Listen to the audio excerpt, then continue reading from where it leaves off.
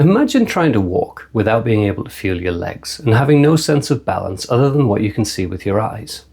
One of the challenges I have with making a walking bipedal robot is that it's very difficult to do if it doesn't have its own sense of balance.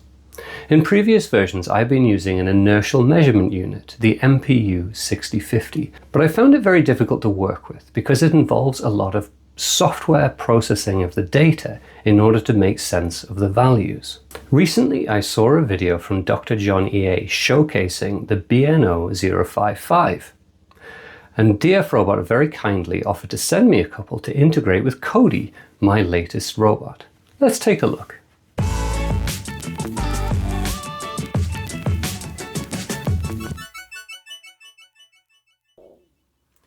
And this is the sensor that they've sent along. It's actually 3 different kinds of sensors in one. So you have the accelerometer, the gyroscope, and the geomagnetic sensor. But the interesting thing about this compared to the MPU6050 is that it does a lot of the hard work on the board itself. So it calculates angles or vectors, which the other one you had to do all of that in code. So I'm hoping this is going to be a lot more useful. As always, DFRobot's great at including information about the features and the specification, and we can see that it accepts between 3.3 and 5 volts. I'm planning on running it on 3.3 because all of the other I2C devices are 3.3, and the logic, of course, on the Raspberry Pi is as well. So the plan is to just have an I2C chain running between these 2 devices and the screen, and anything else that I want to include at a later date. So let's jump into the wiki and we'll see what we've got to play with. So it's the I2C interface, and the Gravity is the type of connector, and they've provided a cable, so I can just reuse the cable and then connect the other end to whatever it is that I'm planning on managing. You can see that it has its own address. Now the key thing is that we have to make sure that the address is not the same for both of them, I would imagine. So there is an I2C address selection, which allows us to potentially change the address. So I'm going to just integrate this and we'll see how it works when I connect 2 of them. But what I will need to do, I assume, is modify that I2C address when I start chaining them together. Let's get one working and then we'll deal with it from there. You can see there are a number of ways to connect. You can solder headers in place, or you can connect with this Gravity connector, which I'm hoping to be able to do. So let's take a look at that. So this is the jumble of wires that I'm working with, and actually this was originally the head. You might recognize this face from when it was all assembled. So we have the power delivery trigger board here, which allows you to pick the voltage available from your USB-C device. So it goes from 5 volts up to 20, and depending on what your USB-C can provide, you can just press this button and allow it to select whichever one it is. Now, fortunately, this project can supply or can receive any voltage above the 5 volts, so anything from 9 to 20. That then gets passed into 2 separate wires, and those wires go to 2 separate DC to DC converters. The big green one is for the head, and it can supply 5 volts at 10 amps. This one is for the legs, effectively, and all of the servos, and that can provide 5 volts at around about 5 amps max. So you can see that's going straight into this, which is our servo driver board. That then is connected to the head so that you can control all of the servos via a single wire chained together in a serial bus. Just on the head, again, a little bit of a mess here, but what you've got is our Compute Module 5 with the custom PCB that I designed in an earlier video.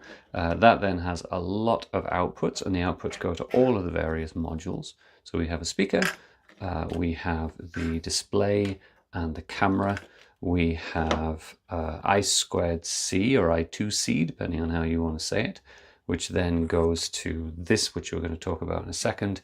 And we also have an external antenna, which is the CM5 external antenna. The custom PCB I have attached to the CM5 was actually produced and manufactured by the sponsor of today's video, PCBWay. If you've watched this channel for a while, you'll know that building robots usually means designing custom electronics, and PCBWay makes that process really easy. They offer high-quality PCB fabrication, PCB assembly, and even CNC machining and 3D printing if you need custom mechanical parts for your projects. You can upload your designs directly to their website, get an instant quote, and have professionally manufactured parts and boards delivered in just a few days. If you're working on your own electronics or robotics projects, definitely check them out using the link in the description. Thanks to PCBWay for sponsoring this video. So this mess of wires looks a little bit confusing, but it really isn't. All I'm doing is I'm taking 5 volts from my head, where I actually have this kind of power delivery board, and then I'm passing that in and converting it down using this DC to DC converter to 3 volts. And then I'm also getting an input of the 2 wires you need for the I2C connection. And then I am running this tiny little display. So the goal here is that I'm going to be able to display information on this and put it on the body. And then that means I'm going to have a channel of a 3 volt I2C going from the head into the body. So this command will actually allow us to check to see which I2C devices are connected to the board. So I should find that there is one which is 3C, and that is actually my display that we had connected initially. So I'm going to disconnect one of the pins from that and run this again. And you should see that now there's nothing. And then if I connect it again, you should see that it registers again. So that's how we're going to be able to connect these boards as well. I should be able to wire them up to the power and do a like-for-like swap to connect the pins, and then we should see whether it works or whether it doesn't work. So now that that's connected, I should be able to run this again, and we can see 28 and 76. Now we talked about that already, didn't we? That the BNO055 is set to 28 and a BMP230 is set to 76. So that's perfect. So now we know that everything technically is working. All we need to do is write some code. So the Raspberry Pi is running now, and I have a connection to it. I'm on the same Wi-Fi network, and I'm using a tool called Mutagen. And what Mutagen does is that allows me to sync files from this directory, my local directory that I'm doing development on, and actually sync them with the Raspberry Pi. You can do 2-way sync, 1-way sync, or even conflict resolution if you're doing development on both devices. In my case, I want to do all of the development on my local machine and then have it instantly upload to the Raspberry Pi. So in order to do that, I've created an alias, and the alias goes through in my browser. When I type CM5, it's going to go through and try and connect via Mutagen to the Raspberry Pi to start that syncing process. And then it's going to log me in the same terminal to the Raspberry Pi. So it means now I have the ability to take a look around. So I can go into my modular biped folder. I can, let's say, stop the existing script that's running. And then I can obviously go through and do whatever I want to do. But any changes that I make here should exist now within this. Now, sometimes if you're uploading a lot of changes, it takes a while. So typically what I'll do is I'll say Mutagen sync list, list, and that's going to show me some information about the different connections that I have. So I have a CM5 connection, and then I have my older connection, which was my original robot called Archie. So I used my IDE and Mutagen to sync the code in order to create a test script that will allow me to connect the I2C display and test it out. So let's see how that works. Okay, great. So we're looking like things are working quite well now. We've got a OLED display, which is cycling through the temperature. That's the Raspberry Pi temperature, the uptime, and then the real world time. And in the bottom left corner, you can see the eye is still moving around there. So we've actually got both the OLED display and the TFT display working. And then we have our DFRobot BNO055 sensor that is still outputting values to the terminal, and I can see that myself. So this is all looking really positive. Now the next step would be to make it set up so that it has 2 of the BNO055 sensors, and then that'll allow me to connect one in the body and one in the head and see the relative positions of both. So let's have a look at that. So we have got our original sensor here that we've just wired in, and then we've also got a new one which is piggybacking off the output from the screen. So this, bear in mind, this is going to be in the body, this is going to be in the body, and then this one is going to be in the head. So what I've done is taken the exact same sensor. All I've done is I have I added a wire to go from the I2C address pin to the voltage, so I'm effectively pulling that high, which changes the address to a slightly different one. And that means that we can have both of the sensors running in parallel. So you'll see as we move one, it changes the values on one, and as we move the other, it changes the values on the other. Fairly simple. So the next step really is just to get all of this assembled inside the body and the head, which means a ton of 3D printing. So I jumped into my design, which is currently in Onshape, and I started editing. Now there's a few things that I really wanted to change on this project, so I've been working through some ideas over the last kind of few weeks in parallel to experimenting with these new sensors. So you can see, for example, here I've created a new neck mechanism. And the idea behind this one is it allows me to connect a serial bus servo to the underside, and that's going to handle the panning of the head, turning from left to right, and then another mount on the top of that, which will allow it to handle the tilt or the up and down action of the head itself. Now, it did take a few versions to get to this point. I don't think I'd waste your time going through all of those, but the files are available. So if this is something that you're looking to build, I will make those available on Onshape once I have released this version. I also took some time to clean up that breadboard. So you can see here I'm getting an output from the 5 volts in the head, passing that to a smaller buck converter, which is actually changing that down to 3.3 volts. And then I have my outputs going to both of the I2C devices. Now, one of them is in the head and one of them is in the body. And for the body, I'm actually chaining 2 together, as you saw on the earlier clip. And the plan is to get that all integrated into this body so we can test everything out. Okay, so I've had a little bit of a play around, and actually what I've ended up doing is just rebuilding the script. So basically this is a new module. It's the BNO055 module. So all of the modules in this framework are the same in that they inherit from a base module, and then I have a flag which is test on boot, so that each module can be tested independently and I can kind of make sure it works as we expect it to. So there's some work around initializing the sensor, which we don't need to worry about.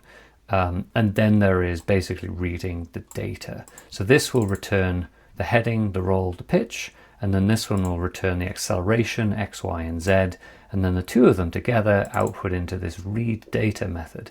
And what that does is it actually just formats them so that there is the same amount of padding on each value and then overwrites the same line. So what that means is when we run this, you should see the same line update with the values as I mess with the module. So here I go. I'm going to start it up. We should see it stall on that last line. And there you go. There's our output. Now it will eventually settle once the other debug output stops. But you can see there we've got the Eulers, we've got the acceleration. And if I start messing with the module now, so I'm going to tilt it one way, you should see those values change. I'm going to tilt it the other way on that same axis. I'm going to tilt it forwards and backwards. I'm going to move it up. I'm going to move it down. I'm going to move it left. I'm going to move it right. You can see those acceleration values changing. I'm going to move it forwards and I'm going to move it backwards. So yes, we have got some consistency behind all of that. Really, of course, the key thing will be once we have this in place, are they reading correctly? Is it working how we expect it to work? But a really promising start. I'm really happy with that. And on the wiki page, it specifies that the BNO055 can be set as one of those 2 addresses. So what we're hoping to be able to do is have one of them, the body one, set with a slightly different address to the head. And then that way the data should be able to be called for both of them and we can read them both at the same time. And sure enough, that's exactly what's going on here. So you can see I now have 2 lines of output, one for the IMU body and one for the IMU head. And you can see that as we start to manipulate one, it will change one without altering the other. And then as I move the other, you'll see that it starts to change those other values as well. So testing this out, it looks like it's working as I would expect it to work. And as I say, because the BNO055 actually does some of that data processing on board, the data is a lot more useful than it maybe otherwise would be. Now the eagle-eyed amongst you may notice that this looks completely different to what I did a few moments ago. I've spent quite a lot of time in parallel redesigning the body, the head and the feet to better suit this, but I'll create a separate video to explain that process. Let's take a look at how the modules work. So you can see what we've got on the side here is a BNO055. And what we're looking to do is use the input from that in order to influence the head and the body. So one of the ways that I can do that is to set it up so that it will constantly look in the same direction. And that's by utilizing the pitch value from that sensor. So you can see as I turn the body, the head will try and match so that it is constantly facing that same direction. I've got it very slowly right now in terms of movement speed, just so that we can make sure that it's safe. But you can see that as I turn the body, the head constantly faces in the same direction, and we can do the same thing with the tilt. Now if I enable a few other settings, we can do a similar thing with the legs. So you can see how he's sat at the moment now. If I want him to stand up, because there is a sensor in the body, if I pick him up and lean him forward, you can see the legs trying to compensate for that, and they will gradually extend. What it's trying to do really is just make the body level. It does overcompensate a little bit, which is a bit of work that I need to do. And that's really because I'm only checking that reading from the sensor every second, so that isn't fast enough for this really. But you can see there that it is now self-balancing. Then the other thing that I wanted to demonstrate was how do you understand the tilt or the lean of the body in order to understand what you do with the legs. And again, using that same sensor from the body, I can pick this guy up and tilt him one way or the other. And you can see how the legs react to try and stand underneath the body in order to accommodate that.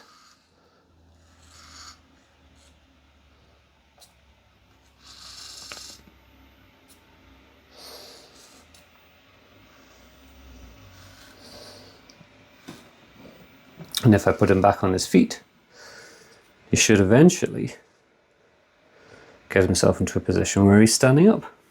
So hopefully you can see there's quite a lot of potential with this. Once I get the software updated to use these values correctly, we should be in a really good position to be able to understand where the leg positions are, understand the body and the head position.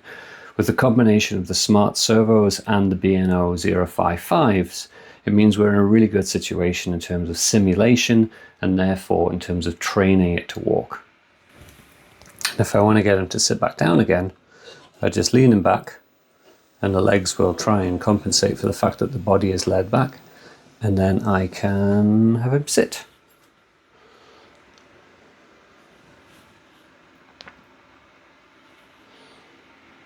This has been a really interesting project to try out, and I actually had a lot more success with the BNO055 from DFRobot than I ever had with any of the other IMUs that I've tested. So thanks to DFRobot for sending it along, and thanks again to PCBWay for sponsoring the video. I'll add links in the description to all of the things that I used during the build. If you've got any questions or comments, feel free to leave a comment on the video or in the Discord server. Thanks for watching.